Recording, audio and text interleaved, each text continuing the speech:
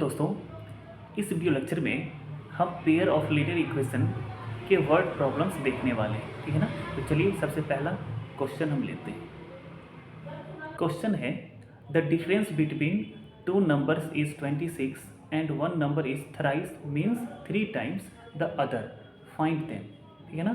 Question कह रहा है कि दो नंबर के बीच का डिफरेंस 26 है और एक नंबर दूसरे नंबर का 3 गुना है, 3 टाइम्स है, ठीक है ना। तो आप क्या करें, दोनों नंबर्स फाइंड आउट करें, ठीक है ना। तो चलिए इस क्वेश्चन को करते हैं। इस क्वेश्चन को कैसे करना है वो मैं आपको भी बताऊंगा, और इसमें हमें क्या होता है ना, स्टेटमेंट लिखने होते हैं, ठीक है ना। तो स्टेटमेंट हमें कैसे लिखना है वो भी हम देखेंगे। तो क्वेश्चन में जो स्टेटमेंट गिवन होता है ना, उसी के बेसिस पे हम क्या करते हैं, कई सारे स्टेटमेंट लिखते हैं, ठीक है ना। जैसे देखिए, the difference between two numbers is 26 and one number is thrice the other, ठीक है ना। इसका मतलब क्या हुआ कि दो नंबर तो इसमें हमें लेने ही है, ठीक है ना। दो नंबर हमें यहाँ पे कंसीडर करना है, हम लेट करेंगे दो नंबर, ठीक है ना। और उसमें से क्या होगा, एक बड़ा नंबर होगा, दूसरा क्या होगा, छोटा होगा, क्योंकि यहाँ डिफरेंस कितना आ रहा है 26, तो एक बड़ा होगा दूसरा छोटा होगा, ठीक है ना। तो चलिए हम मान लेते हैं, late the first number be x and the second या other या another लिख सकते हैं आप, and the another या other number be y, है ना। और यहाँ पर हमें क्या करना है, एक नंबर को बड़ा कंसीडर करना है ना। तो हम क्या करते हैं, ये दोनों नंबर जो हमने माना है, इस तरह से हम लेंगे कि एक क्या हो, बड़ा हो, दूसरा छोटा हो, ठीक ना।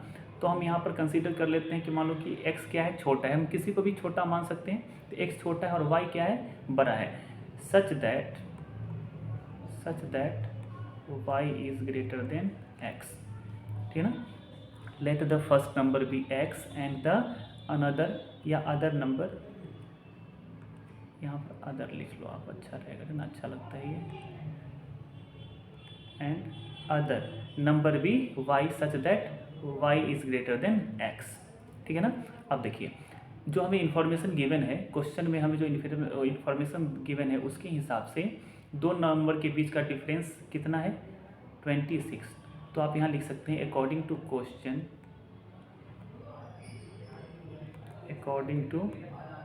Question,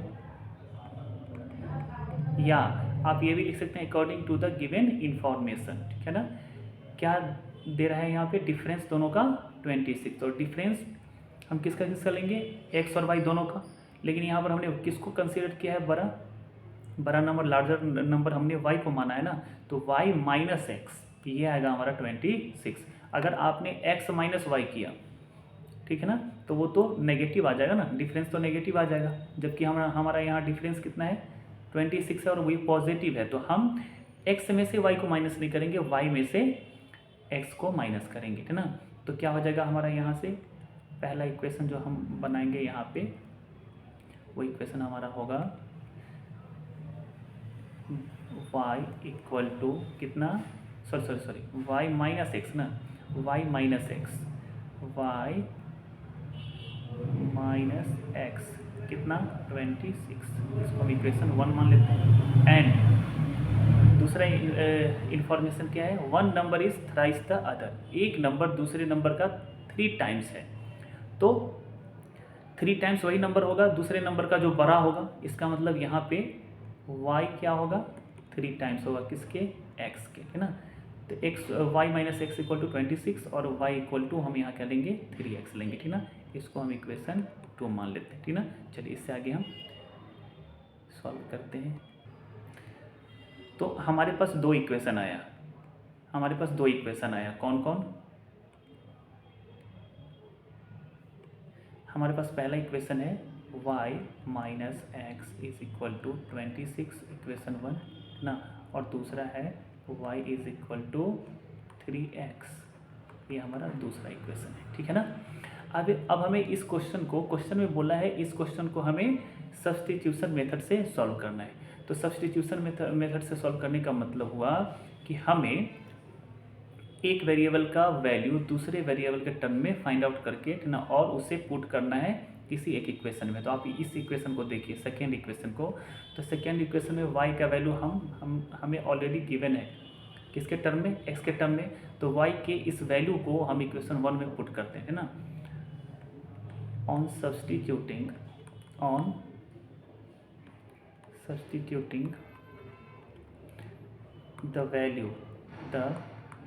the value of y from equation 2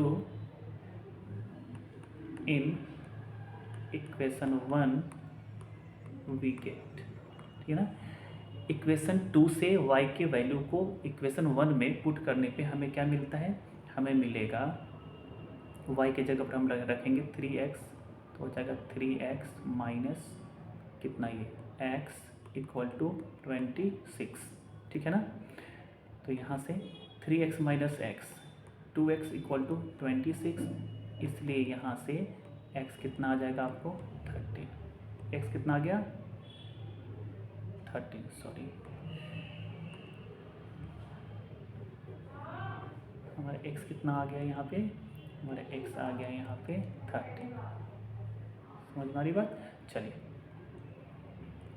अब इस x के वैल्यू को ना अगर हम 2 में पुट करते हैं, इक्वेशन 2 में, ठीक ना, तो क्या लिख सकते हैं हम यहाँ पे, हम लिख सकते हैं यहाँ पे ऑन सब्सटीट्यूटिंग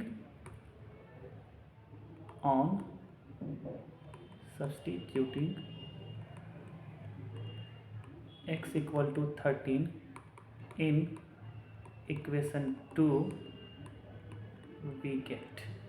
तो हमें क्या मिलेगा, हमें मिलेगा यहाँ से y equal to 3 into x का वैल्यू कितना 13, तो y हमारा आ जाएगा 39, ठीक ना। तो हमने एक नंबर को माना था 13 और दूसरे नंबर को माना था, सॉरी, एक नंबर को हमने x माना था और दूसरे को हमने y कंसीडर किया था। तो x का वैल्यू हमें 13 मिला और y का वैल्यू मिला कितना 39। और आप देख सकते हैं कि 39 जो है ना, 13 का कितना टाइम्स है, 3 टाइम्स है, इसीलिए, है ना। हाँ, इसीलिए हम लिख सकते हैं क्या, सो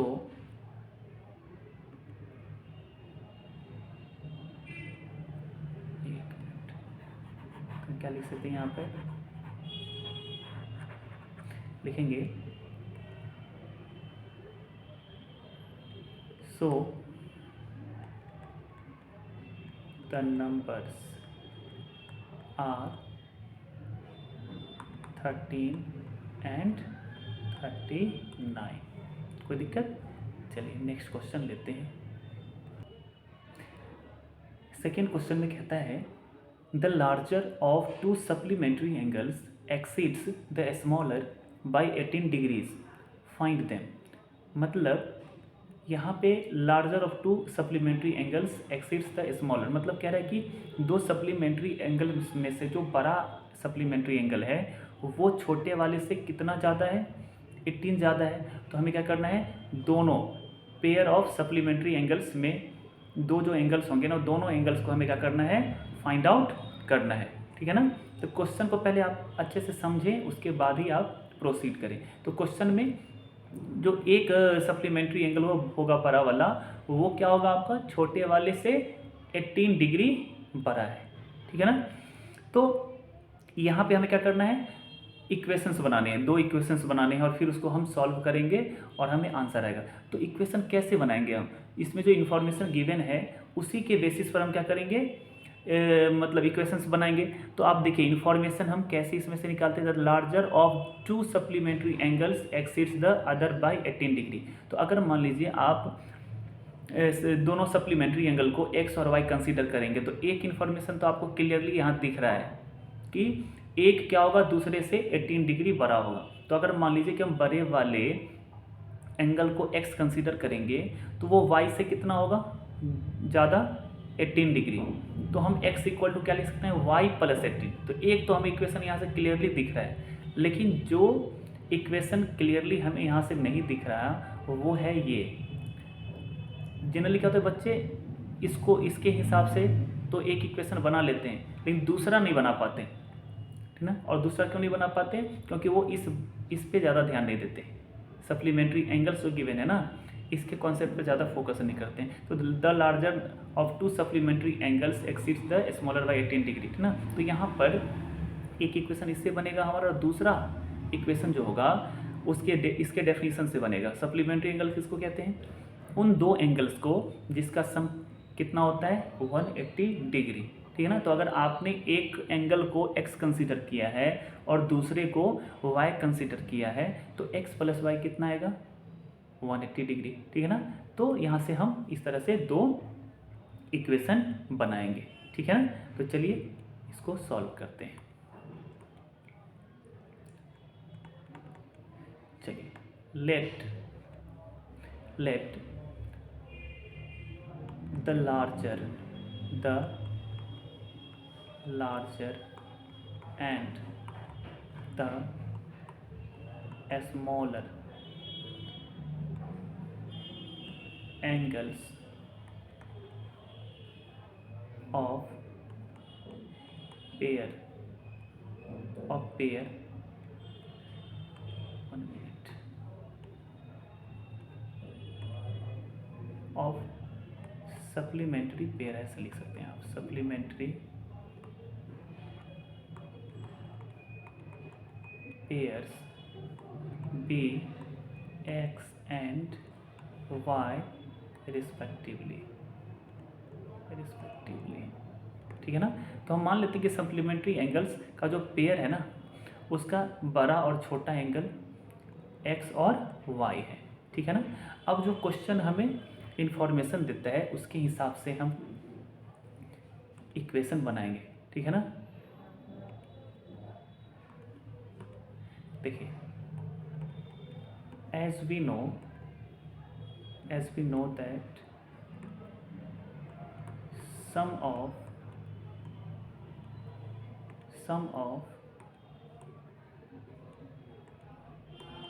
two supplementary angles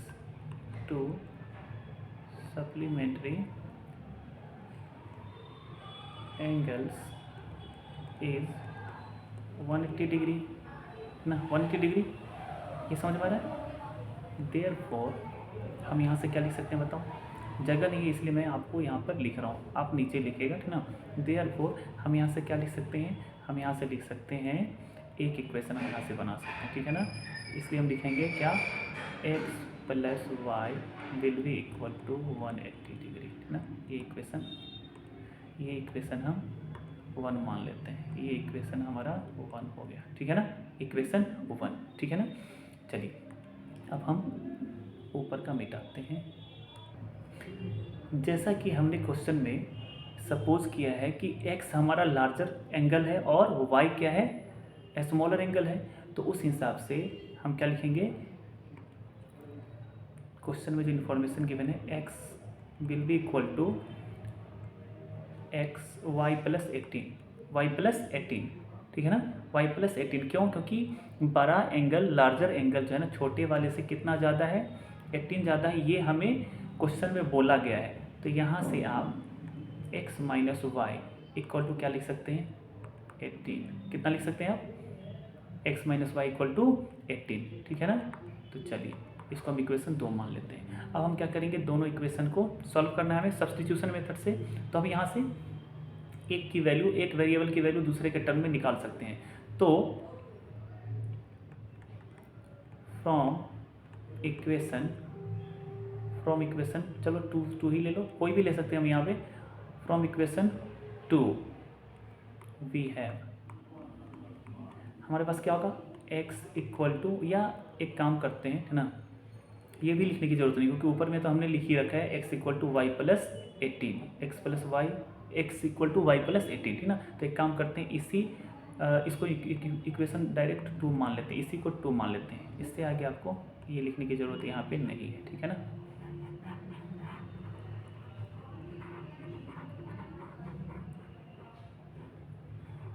चलिए अब हम क्या लिखेंगे, अब हमें क्या करना है, x की इस वैल्यू को इक्वेशन 1 में हमें पुट कर देनी, ठीक ना, सब्स्टिट्यूट कर देनी। On substituting the value of x from equation 2 on substituting the value of x from equation 2 in equation 1 we get क्या मिलेगा हमें बताओ। हमें मिलेगा x के जगह पर हम लिखेंगे क्या y प्लस 18, तो y प्लस x के जगह पर y प्लस 18 अब प्लस y इक्वल टू 180, ठीक है 180, इसको मिटाना होगा।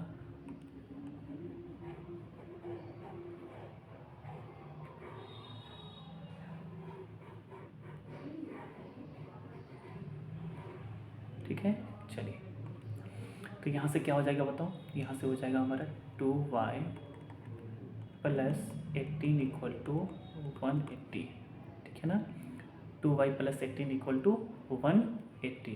तो यहाँ से क्या लिखेंगे हम 2y इक्वल टू 180 माइनस 18 कितना आएगा ये 2y इक्वल टू 10 माइनस 8 2, ये कितना हो गया 7 में से 1 गया 6 ना, और ये हो गया 162। तो यहाँ से हमारा y कितना आ जाएगा, y इक्वल टू हो जाएगा 162 अपॉन 2, इसलिए y क्या हो जाएगा हमारा 2 8 जा 16 और 2 1 जा 1, ठीक ना। तो हमारा y का वैल्यू आ गया कितना 81, y कितना आ गया हमारा 81। आगे बस समझ में। अब क्या करेंगे, इस y के वैल्यू को हम किसी एक इक्वेशन में पुट कर देंगे। तो चलो इक्वेशन 2 में ही हम पुट कर लेते हैं, ठीक ना। चलिए इसको मैं मिटा देता हूँ। इक्वेशन 2 हमारा क्या था, x equal to y plus 18, ठीक है ना। इसको मैं मिटाता हूँ। तो हमारा सेकेंड इक्वेशन हमारे पास था x equal to y plus 18, ठीक है ना। तो अब क्या करेंगे, अब ये इक्वेशन हमारा 2 था, ठीक है ना। हम क्या करेंगे, इसमें y इक्वल टू 81 इसमें पुट करेंगे। ऑन पुटिंग या substituting y equal to 81 in equation 2 we get x equal to 81 plus 18, ठीक है ना। तो यहाँ से कितना आ जाएगा, x का वैल्यू हमारा 1 और 8 कितना हो जाएगा 9, 8 और 1 9, ठीक है ना। 1 और 8 कितना हो गया 9, 8 और 1 9, तो 99। इसका मतलब बड़ा वाला जो एंगल है वो कितना होगा 99 और दूसरा कितना होगा 81, छोटा वाला 81 होगा, ठीक ना। अब हम एक बार वेरीफाई करके देखते हैं कि सही आया है कि गलत आया है, ठीक ना। ये सही आया है आंसर हमारा या गलत, तो हम उसको वेरीफाई कर सकते हैं यहाँ पर, ठीक ना। ठीक है ना, कैसे वेरीफाई करेंगे देखिए, वेरिफिकेशन, ठीक ना। क्या कहते हैं, दो एंगल का सम अगर 180 आता है तो वो सप्लीमेंट्री होगा। तो दो एंगल हमारा क्या क्या है x प्लस वाई, है ना। इसको ऐड करने पर अगर 180 आता है इसका मतलब हमारा आंसर सही है, ठीक ना। तो कितना है, एक एंगल x कितना आया था हमारा, x आया हमारा 99 और y कितना आया था 81। तो देखिए 9 और 1 कितना 10, और ये होगा 9 और 8 कितना 17 और 1 18। तो देखिए 180 आ गया।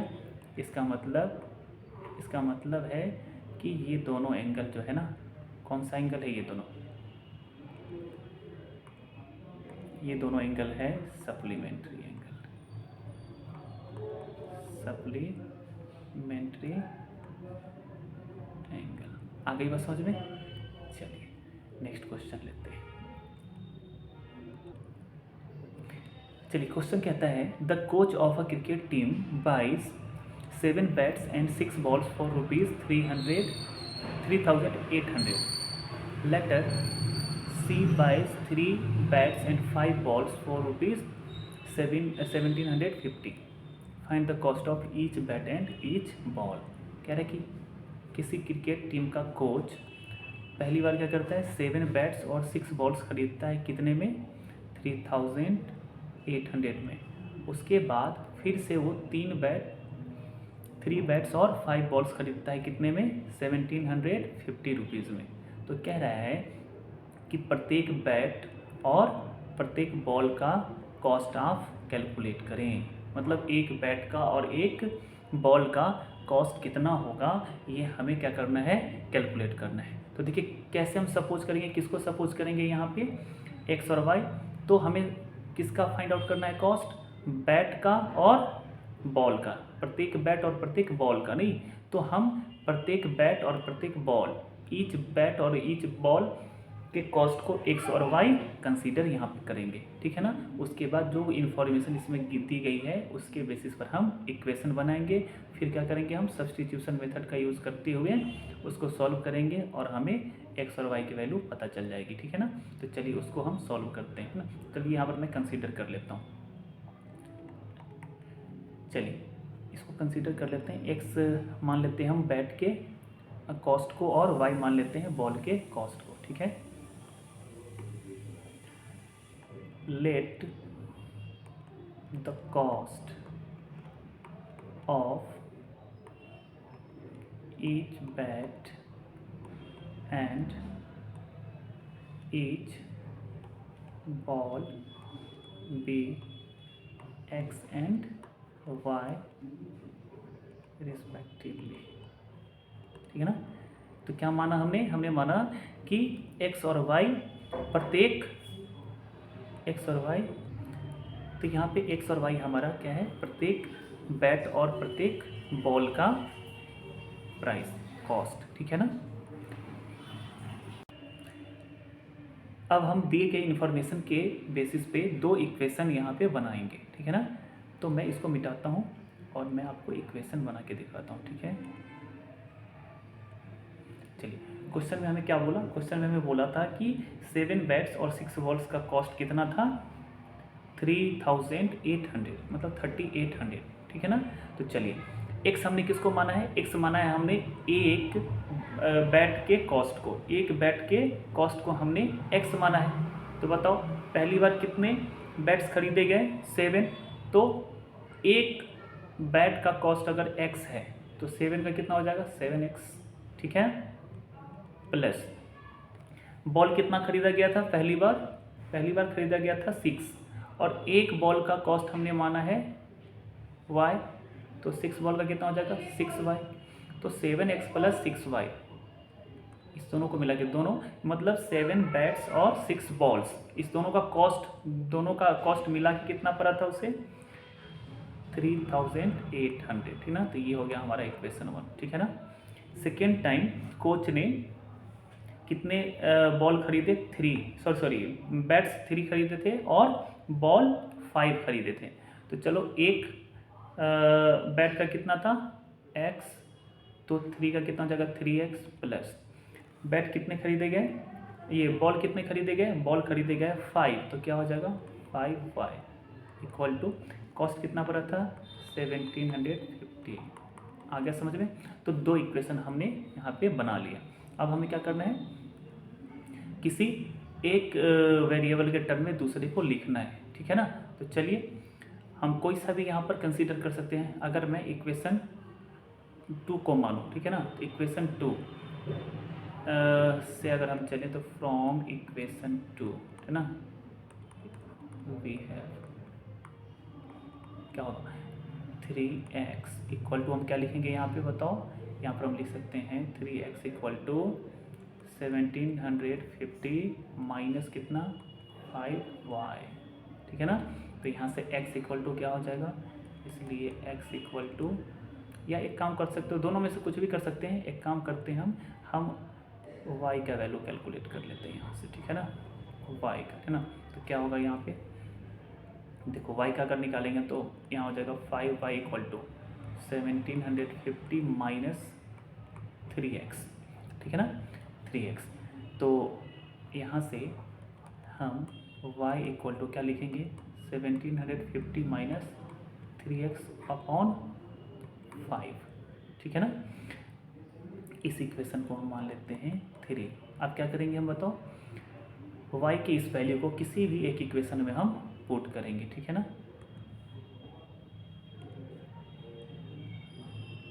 ठीक है, चलिए ऑन सब्सटीट्यूटिंग क्या, मैं बोल देता हूँ, आप लिख लेना। On substituting y equal to इतना, या the value of y, on substituting the value of y in equation, किसी में भी ले सकते हैं, मान लो कि 1 वैल्यू लेते हैं, है ना, इन इक्वेशन 1 वी गेट क्या क्या मिलेगा हमें, देखो 7x प्लस 5 नहीं 6 है ना, 6। अब y के जगह पर हम क्या लिख सकते हैं, यहाँ पे y के जगह पर हम लिख सकते हैं 1750 माइनस, एक मिनट मुझे मिटाना पड़ेगा इसको पूरा, ठीक है ना, इसमें लिखने में नहीं बन रहा है, ठीक है ना, इसको मैं मिटाता हूँ, फिर मैं आपको बताता हूँ लिख के। चलिए, तो एक मिनट पूरा मिट जाएगा तो फिर गड़बड़ हो जाएगी ना, मैं इधर पहले मिटा लेता हूँ। तो इक्वेशन 1 में हम y के वैल्यू को पुट करते हैं, ठीक है ना, इक्वेशन 1 में y के वैल्यू को हम पुट करते हैं, तो 7x प्लस 6, y का वैल्यू हमारे पास क्या था 1750 माइनस 3x अपॉन कितना 5, ये था ना, इक्वल टू 3800, ठीक है ना। अब हम इसको सिंप्लीफाई करेंगे, सॉल्व करने की कोशिश करेंगे, 7x प्लस, अब देखिए इसको आप क्या लिख सकते हैं, आप इसको लिख सकते हैं 6 इंटू कितना 1750 अपॉन क्या 5, फिर माइनस है तो प्लस इंटू माइनस माइनस ही होगा, माइनस 6 इंटू 3x अपॉन कितना 5 इक्वल टू 3800, ठीक है ना।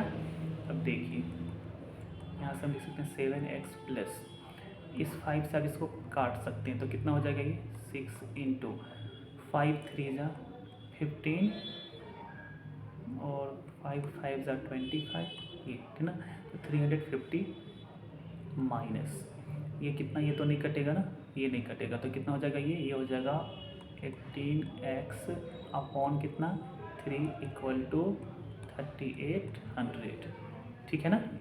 चलिए अब आप गौर से देखिए, इसमें भी x है और इसमें भी x है, तो इसको हम एक साइड एक तरफ लिखेंगे और इसको हम उधर ले जाएंगे राइट साइड, ठीक है ना। तो इसको अगर हम अरेंज करके लिखें ऐसे, तो 7x और ये कितना हो जाएगा माइनस 18x अपॉन क्या 3 इक्वल टू, इधर कितना है 3800 और ये उधर चला जाएगा, तो अच्छा नीचे नहीं हो पाएगा, इसको मैं मिटाता हूँ, ठीक है।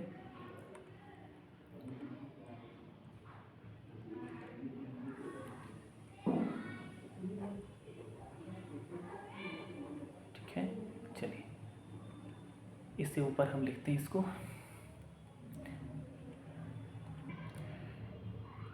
x वाले टर्म को अगर हम एक साथ लिखें तो क्या लिखेंगे, हम लिखेंगे इसे हम 7x minus 18x upon 3 equal to, इधर कितना है 3800 और ये उधर चला जाएगा तो माइनस, अब देखो मल्टीप्लाई करो आप, 6 को 0 से करेंगे तो 0, 6 5 जा 30, 6 3 जा 18 और 3 21, ये हो जाएगा 2100, ठीक है ना। 7, अच्छा इसका आप एलसीएम ले लीजिए, यहाँ पे अगर हम एलसीएम लेंगे तो कितना हो जाएगा ये 3 7 जा 21x माइनस ये कितना हो जाएगा 18x इक्वल टू, अब देखिए 0 से 0 जाएगा तो 0, 0 से 0 गया 0, है ना। 8 में से अगर 1 आप माइनस करेंगे तो 7, उसके बाद 3 में से 2 गया तो 1, तो कितना आ जाएगा ये 1700 आ जाएगा, ठीक है ना। इसको मैं मिटा देता हूँ,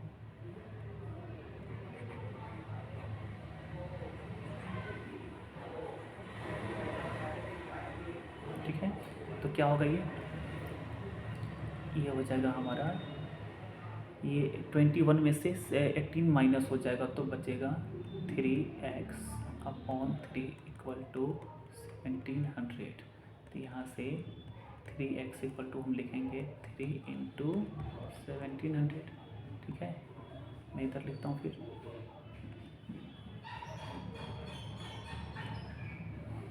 यहाँ से x = क्या लिखेंगे, फिर हम x = हो जाएगा 3 × 1700 अपॉन कितना 3, 3 से 3 कैंसिल आउट हो जाएगा, इसीलिए x = कितना आ जाएगा हमारा 1700। x कितना आ जाएगा हमारा 1700, ठीक है ना। इसका मतलब हमने x किसको माना था, हमने x माना था एक बैट के कॉस्ट को। इसका मतलब एक बैट का कॉस्ट कितना आया 1700, ठीक है ना, 1700। चलिए, तो इसको मिटा के मैं फिर ऊपर लिखता हूँ।